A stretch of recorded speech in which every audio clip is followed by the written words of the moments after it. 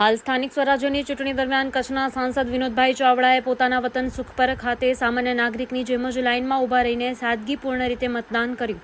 ચૂંટણી પ્રક્રિયામાં ભાગ લેતા ઘણા રાજકીય જનપ્રતિનિધિ કોઈપણ પ્રકારના વિશેષાધિકાર વિના સામાન્ય મતદારોની સાથે જ મતદાન મથક પર જઈને પોતાનો મત આપ્યો, જે લોકશાહીમાં તેમની પ્રતિબદ્ધતા દર્શાવે છે. કચ્છ સાંસદ વિનોદભાઈ ચાવડાએ આ સાદગીપૂર્ણ રીતે મતદાન દ્વારા મતદારોને તેમના મત અધિકારનો ઉપયોગ કરવા માટે પ્રેરણા આપી હતી. લોકશાહીમાં ચૂંટણી એ જનતાના પ્રતિનિધિઓને પસંદ કરવાની પ્રક્રિયા છે, જેમાં નેતાઓની આવી સાદગીપૂર્ણ ભાગીદારી મહત્વપૂર્ણ ભૂમિકા ભજવે છે. આ પ્રકારની સાદગીથી લોકશાહીની ગરિમા અને સમાનતાના સિદ્ધાંતને મજબૂત બનાવે છે.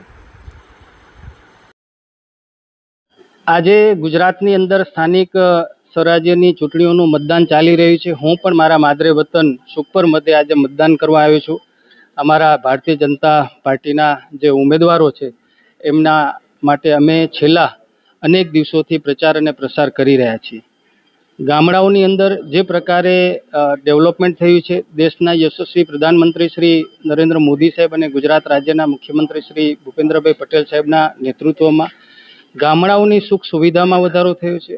રોડ, લાઇટ, પાણી, આરોગ્ય, શિક્ષણ અનેક સુવિધાઓમાં વધારો થયો છે.